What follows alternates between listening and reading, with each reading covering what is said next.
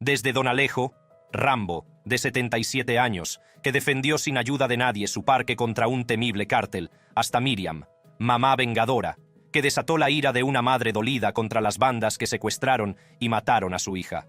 He aquí algunos de los casos más intrigantes en los que ciudadanos derrotaron a grupos del crimen organizado.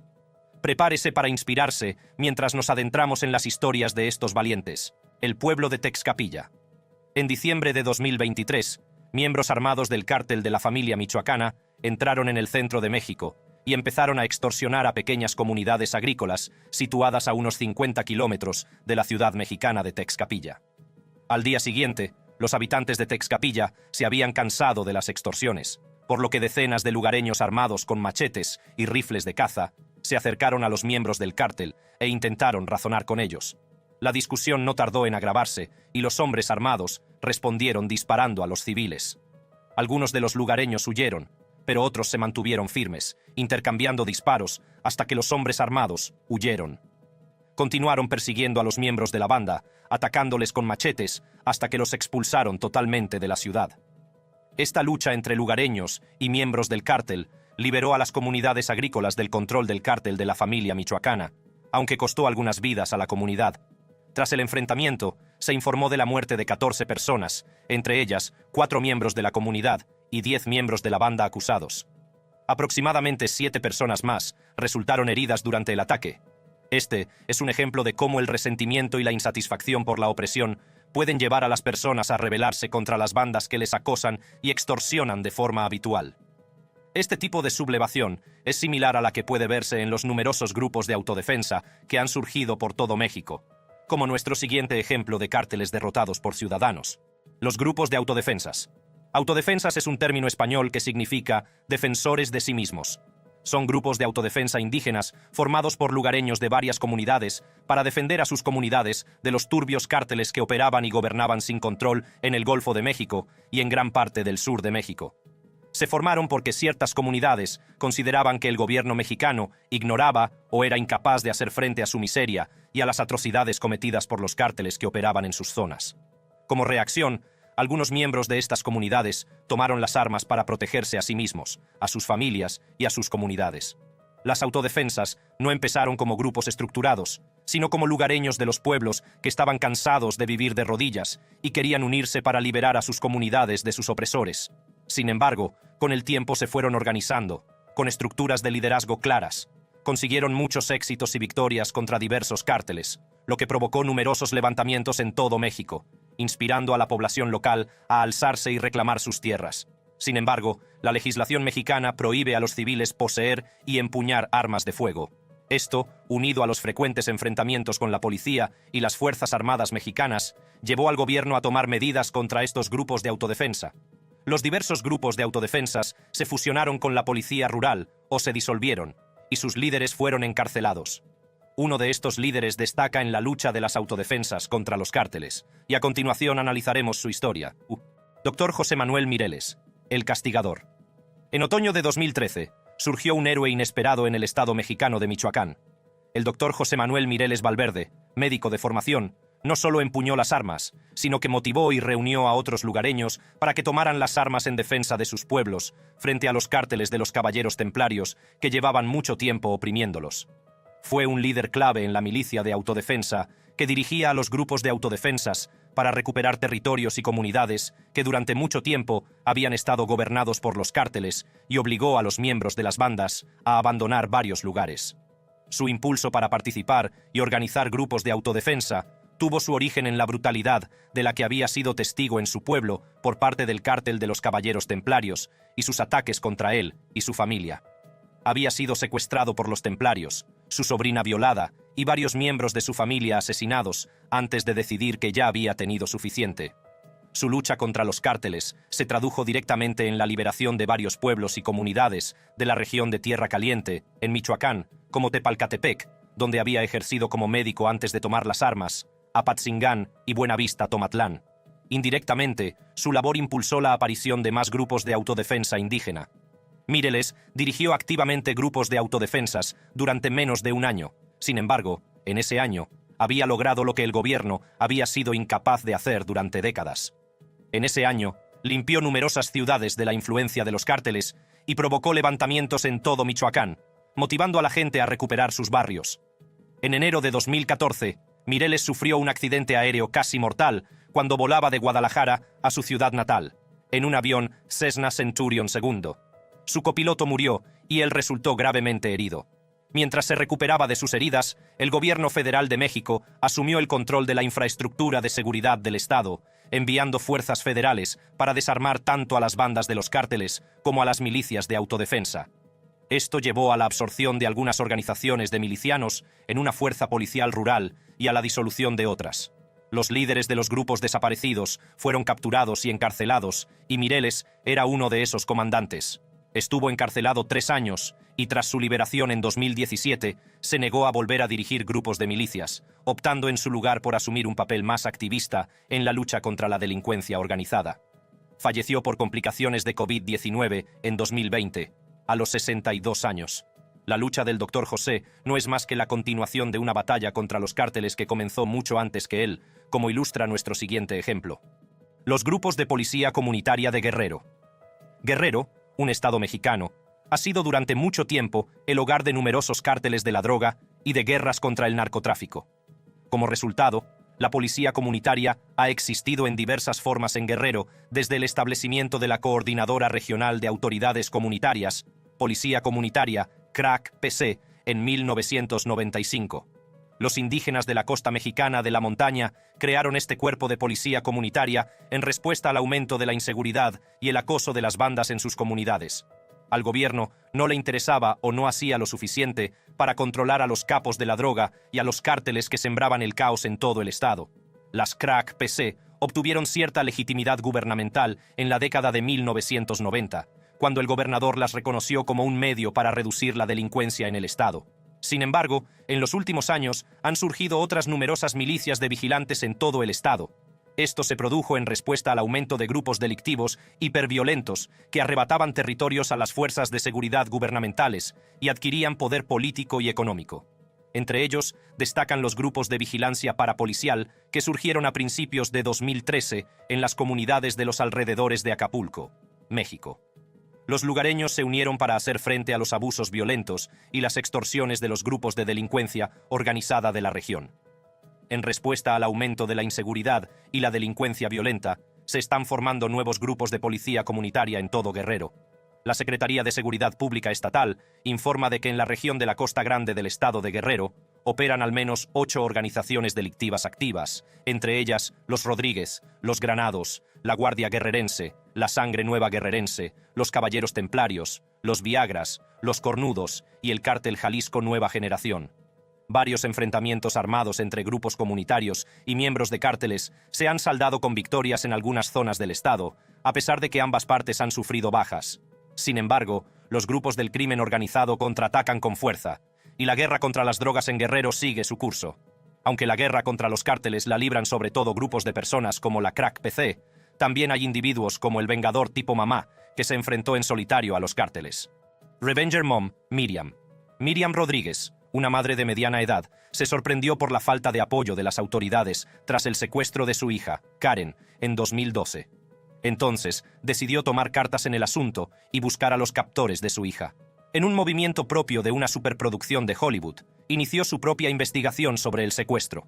Esta investigación la llevaría a varias regiones del país y le haría adoptar numerosas identidades en busca de justicia para su hija. Tras un arduo trabajo, pudo descubrir que el cártel de los Zetas era el responsable del secuestro de su hija y logró identificar a uno de los implicados en el crimen. Continuó su investigación para reunir pruebas suficientes contra este hombre para acabar con él y meterlo en la cárcel. Disfrazándose de profesional de la sanidad y con la ayuda de su hijo Luis, pudo realizar una investigación en el barrio donde vivía y obtener suficiente información sobre él, lo que condujo a su detención. Una vez entre rejas, le facilitó las identidades de otros miembros de la banda, lo que inició la siguiente fase de investigación para Miriam. Empezó a buscar los nombres de la lista y finalmente encontró a uno de ellos, un varón de 18 años, al que convenció para que diera con el paradero de su hija. Lamentablemente, este joven le informaría de que su hija había sido asesinada. En lugar de desanimarse, esta triste noticia animó a Miriam, ahora afligida, a perseguir la justicia más que nunca. Descubrió y excavó la tumba de su hija y lideró un movimiento para la excavación masiva de cadáveres de personas que habían encontrado su fin a manos de bandas criminales organizadas, proporcionando un cierre y cierto grado de consuelo a sus familias y seres queridos. Miriam dedicaría el resto de su vida a localizar a los responsables del secuestro y asesinato de su hija. Su investigación llegó hasta extremos insospechados para obtener más información sobre esos hombres. En 3 años había conseguido reunir suficiente material para detener al menos a 10 de los que habían intentado huir de la justicia. Aparte de sus esfuerzos por llevar ante la justicia a los asesinos de su hija, también intentó apoyar a otras familias cuyos hijos habían sido secuestrados a través del colectivo Desaparecidos y del colectivo de activistas de personas de la misión de San Fernando. Miriam sabía que la misión que estaba asumiendo era arriesgada. Pidió protección armada al gobierno en varias ocasiones, pero admitió que no temía ser asesinada por los cárteles. Según el New York Times, en una ocasión declaró: «No me importa si me matan.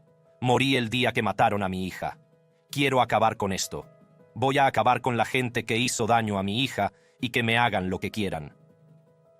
El 10 de mayo de 2017, Día de las Madres en México, Miriam recibió 12 disparos de hombres armados que irrumpieron en su casa y murió de camino al hospital. Su muerte desató una masiva indignación pública y protestas exigiendo que el gobierno garantizara la seguridad de los activistas de derechos humanos. En la actualidad, su hijo Luis, que había trabajado estrechamente con ella, continúa su labor de ayudar a las familias de las víctimas secuestradas a encontrar justicia y una solución. Cada vez que personas como Miriam plantan cara a los cárteles, muchos otros se inspiran para hacer lo mismo. A continuación, veremos la historia de otra persona que, sin ayuda de nadie, derrotó a un cártel e inspiró a muchos. Alejo Garza Tamez, Rambo de 77 años. Ante la amenaza de una persona o grupo más poderoso, la mayoría de la gente se acobardaría y se sometería. Don Alejo Garza Tamez definitivamente no era la mayoría de la gente. Don Alejo era un ranchero mexicano, agricultor y cazador recreativo de Padilla, Tamaulipas, México. Creció aprendiendo el valor del trabajo duro y honesto y la necesidad de defenderse. Con la ayuda de su hermano, pudo invertir en 2.000 hectáreas de tierra cerca de Ciudad Victoria, donde construyó el Rancho San José. Invirtió todo su amor y tiempo en desarrollar este rancho y se convirtió en su orgullo y alegría. El 13 de noviembre de 2010, el cártel de los Zetas puso sus ojos en el Rancho San José y dio a don Alejo un ultimátum de 24 horas para entregar el rancho y desalojarlo o arriesgarse a morir. Pero él no estaba dispuesto a rendirse sin luchar. Reunió a los trabajadores de su rancho y les pidió que rastrillaran al día siguiente a casa, y luego se preparó para la guerra.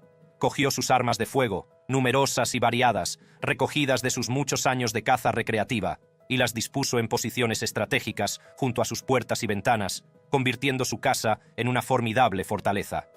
El cártel se sorprendió de que no hubiera respondido favorablemente al ultimátum, y miembros armados del grupo llegaron a su rancho al expirar el ultimátum con la esperanza de obtener una victoria fácil y reclamar el rancho. Sin embargo, para su desgracia, se encontraron con la feroz resistencia de don Alejo, que luchó con todo lo que tenía para proteger su querido rancho.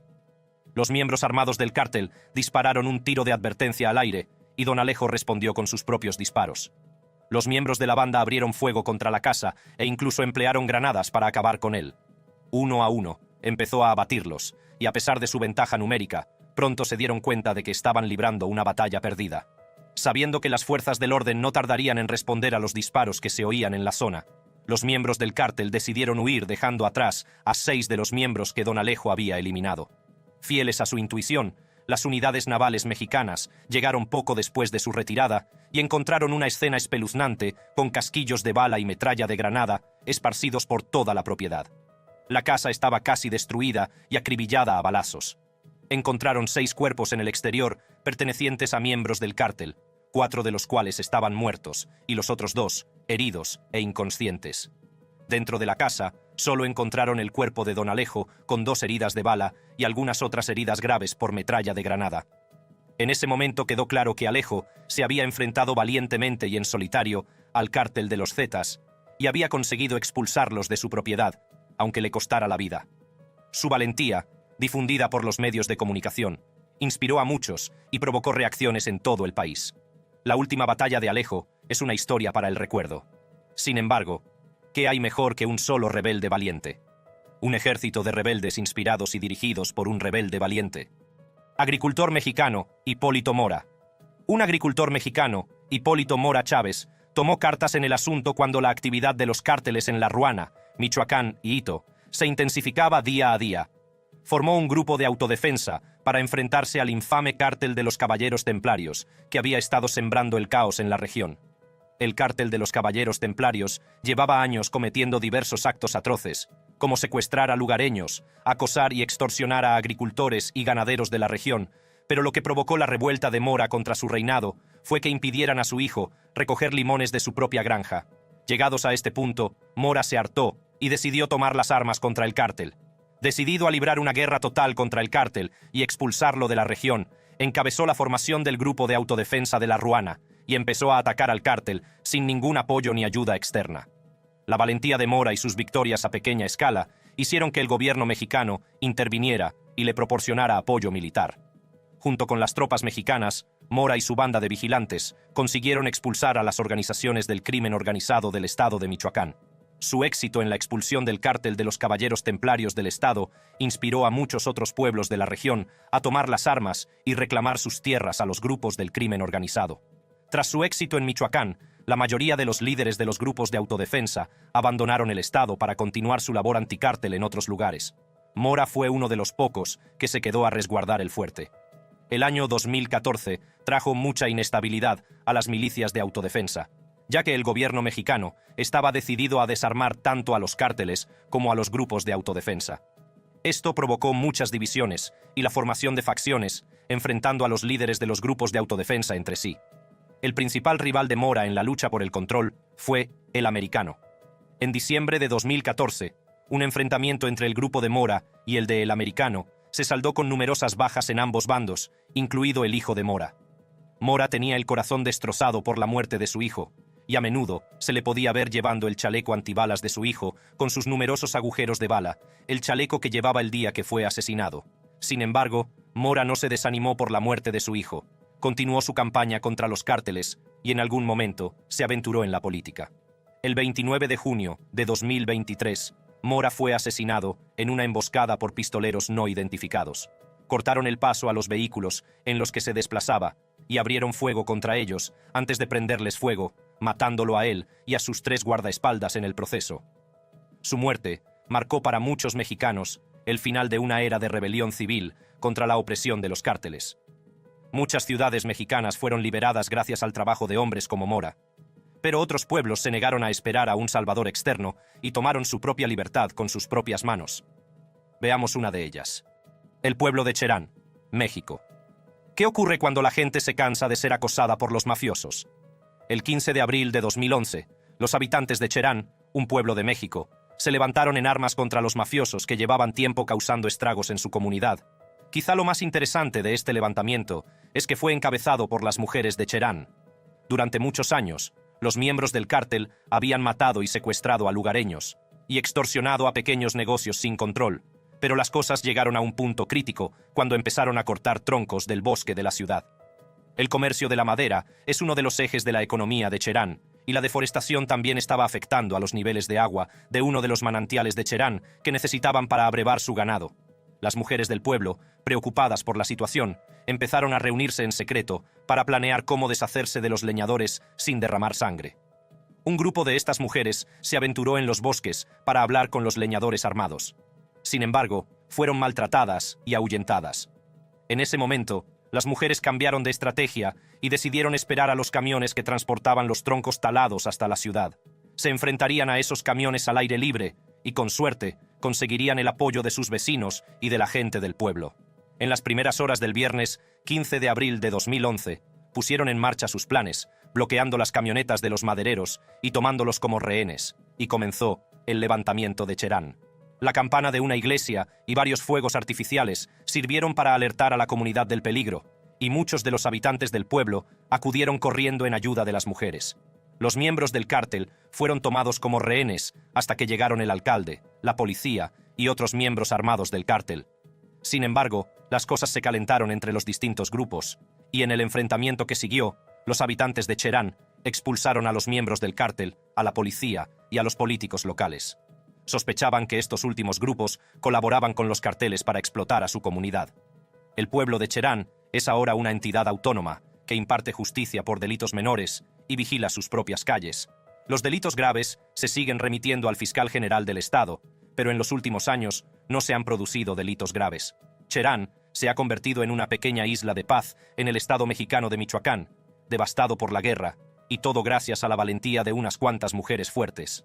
A continuación, otro pueblo que, como Cherán, decidió que ya estaba harto. Germán Toro Ramírez y su grupo de autodefensa de Santa María Ostula. Germán Ramírez, conocido popularmente entre las autodefensas como Comandante Toro, era maestro de escuela en Santa María Ostula, un pueblo mayoritariamente indígena del municipio mexicano de Aquila.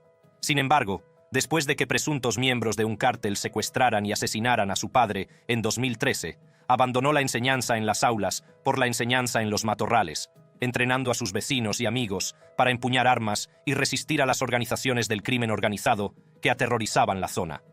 Basó su estrategia de reclutamiento en apelar a la rabia que la gente sentía cada vez que un miembro de su familia era secuestrado, extorsionado o asesinado. A medida que aumentaba la impunidad de los cárteles, también lo hacía la fuerza del grupo de vigilantes, hasta que lograron desalojar a las bandas que operaban en su pueblo. En 2019, muchos años después de que la mayoría de los grupos de autodefensa más populares se hubieran disuelto o hubieran tenido un triste final, el grupo de autodefensa de Santa María Ostula seguía muy activo. Más de 200 vigilantes armados a las órdenes de Ramírez patrullan las fronteras del pueblo y expulsan a cualquier invasor indeseado. Ramírez decidió canalizar el dolor por la pérdida de su padre, organizando a sus amigos para defender su patria y evitar que otros sufrieran la misma tragedia. Su valentía dio como resultado un pueblo más seguro y pacífico.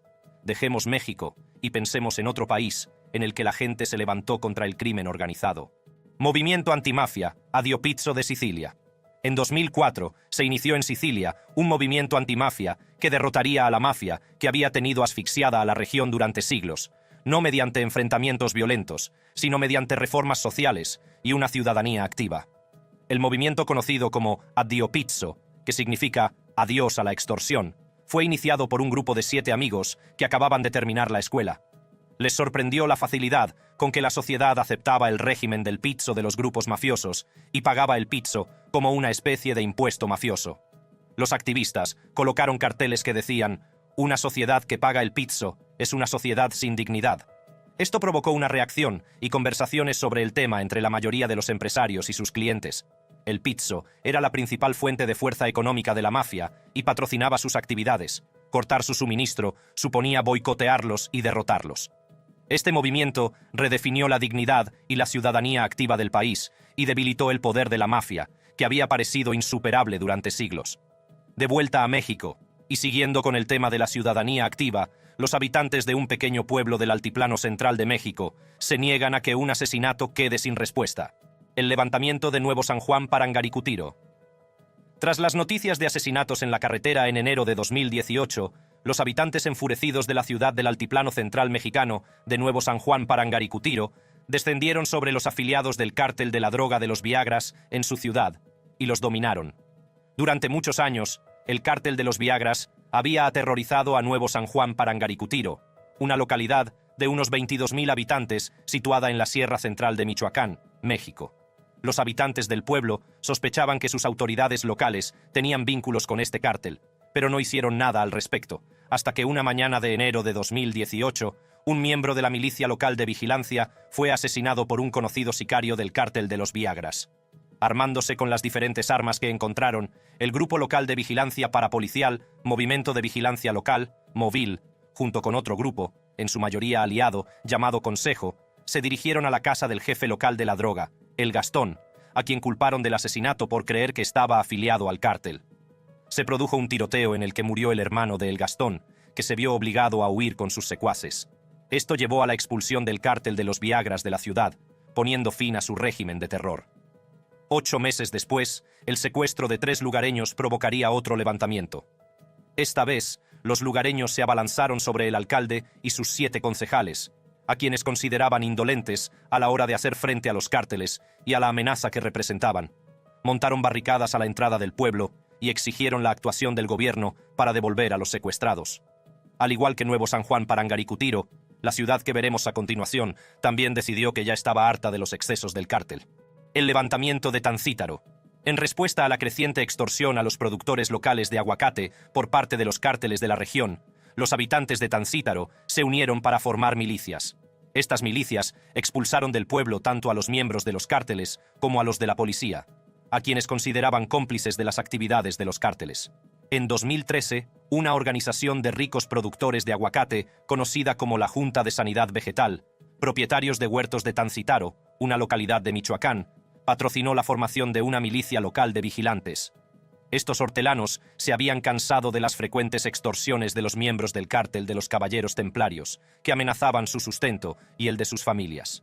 La milicia formada por los habitantes del pueblo se unió para expulsar del pueblo al cártel y a los funcionarios del gobierno, incluida la policía. Con la salida del gobierno y la policía, Tancítaro se convirtió en un pueblo autónomo con una fuerza de policía local, patrocinada por la Asociación de Propietarios de Aguacates, que mantiene la paz. El pueblo también cuenta con una red de grupos de vigilancia independientes, formados por voluntarios, que están preparados para unirse en periodos de amenazas emergentes de mayor envergadura. Mientras que pueblos como Tancítaro han obtenido su libertad mediante una lucha interna, la libertad ha llegado gracias a la ayuda externa a pueblos como el siguiente de nuestra lista. Autodefensas de Parácuaro. En la oleada de levantamientos que asoló el suroccidental estado mexicano de Michoacán, Parácuaro fue una de las ciudades liberadas por los grupos de autodefensa. En enero de 2014, un convoy de camionetas que transportaba a unos 600 miembros de las milicias de autodefensa llegó a la ciudad de Parácuaro y procedió a expulsar al cártel de los Caballeros Templarios, que había operado en la ciudad durante años. Los vigilantes establecieron barricadas y tomaron el control de la ciudad en una sangrienta batalla que dejó un muerto y varios heridos. Las autodefensas también detuvieron a miembros de la policía a los que consideraban cómplices de las actividades de los templarios en la región. Sin embargo, el grupo de vigilantes se encontró con una reacción inusual por parte de los habitantes de la ciudad. Mientras que la mayoría de las demás ciudades habían acogido con alegría las actividades de los grupos de autodefensa, los habitantes de Parácuaro tuvieron una reacción totalmente opuesta. Rechazaron a los grupos de autodefensa, principalmente porque creían que estaban obligando a los jóvenes a unirse a sus filas.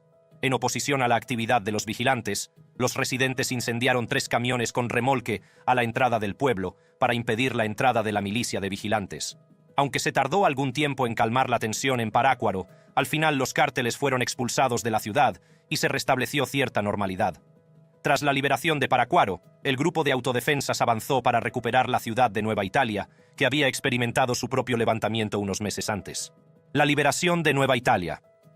Nueva Italia, un pueblo del estado mexicano de Michoacán, había estado durante mucho tiempo bajo el opresivo régimen de los Caballeros Templarios, hasta que la gente del pueblo se cansó, formó grupos de autodefensa y se levantó en oposición, expulsando al cártel del pueblo y recuperando el control.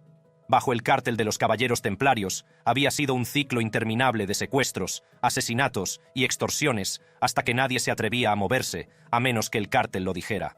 Según la gente del pueblo, la situación llegó a tal punto que el cártel les pedía que sacaran comida que habían estado guardando, y luego la destruía en su presencia, conduciendo por encima de ella. Sin embargo, el 24 de febrero de 2013, los habitantes del pueblo tomaron las armas y formaron grupos de autodefensa para enfrentarse al cártel. Los miembros del cártel vivían y operaban libremente entre ellos, por lo que fue fácil identificarlos y echarlos del pueblo. Tras este levantamiento, la ciudad quedó controlada en gran medida por los grupos de autodefensa hasta que los cárteles volvieron más tarde ese mismo año.